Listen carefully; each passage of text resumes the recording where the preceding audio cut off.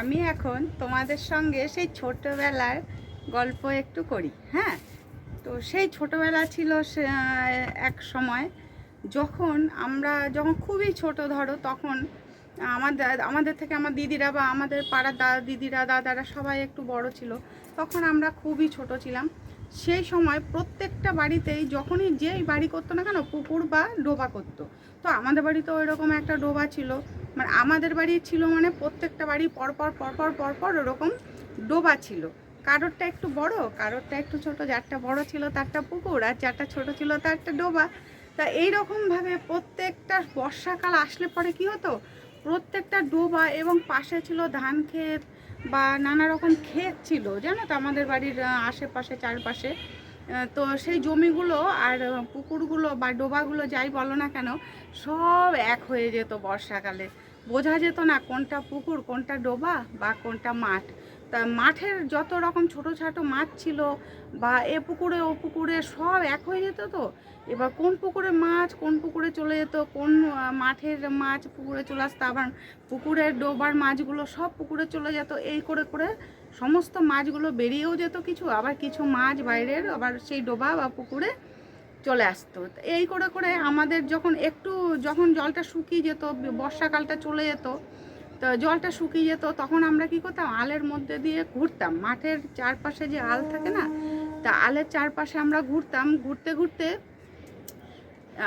মাটি যেখানটায় দেখতাম কিলবিল করছে না, আমরা বুঝে যেতাম আসলে গ্রামের মেয়ে তো, আমরা ঠিক বুঝতাম যে কোন জায়গাটা মাছ থাকতে পারে, কোন জায়গাটা ব্যাঙ থাকতে পারে, কোন জায়গাটা কাঁকড়া থাকতে পারে। তা আমরা করতাম কি, সেই মাছ, কাঁকড়া, ছোট ছোট চুনো মাছ, ল্যাটা মাছ, তারপরে কই মাছ, এইসব মাছ না আমরা মাঠে পেতাম। তো ল্যাটা মাছটাই বেশি উঠতো, যদিও পুঁটি মাছ, ল্যাটা মাছ, এইসব মাছ বেশি উঠতো।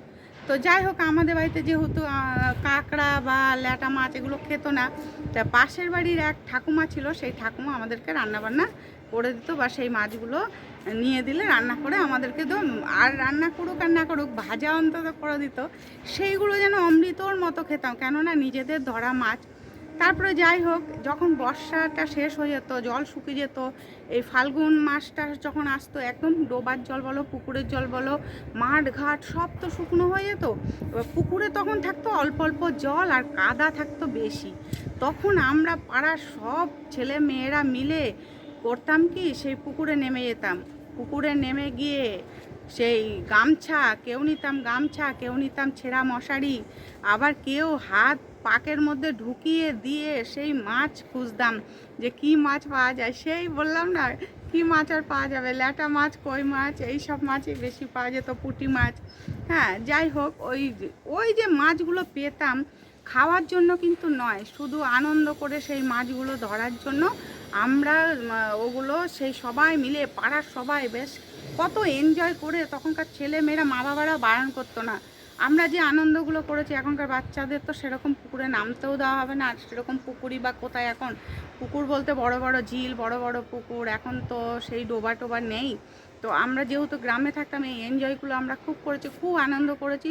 তারপরে সারাদিন হয়তো সারা পুকুর ঘেটে ঘুটে 500 মাছও কেউ সবাই মিলে পাওয়া হতো না। আবার জেলেরাও পাড়া দিয়ে ঘুরতো, জানো তো, তখন বন্ধুরা জেলেরা ঘুরতো, তাদেরকে যদি কিছু টাকা দেওয়া হতো, সেই টাকা জাল ফেলে তারা কিছুক্ষণ জাল ফেলতো, টাকা অনুযায়ী জাল ফেলে তারা মাছ ধরতো। তা যে মাছ পাওয়া যেত আর যে টাকা দেওয়া হতো, সেই টাকার মানে উঠতো না, মাছ যা পেত সেই টাকার মূল্য উঠতো না। তবুও আমাদের সবার শখ মেটাতে আমার মা বাবা যাই বলো, পাড়ার সকলেই সেই জেলেদের দিয়ে মাছ ধরাতো। আবার আর একবার বর্ষাকালের কথা আসি, বর্ষাকালে যখন বৃষ্টি হতো না, পুকুর তো পুরো একদম ভর্তি, মাঠ ঘাট পুকুর ভর্তি। আমরা করতাম কি, কলার ভেলা করতাম।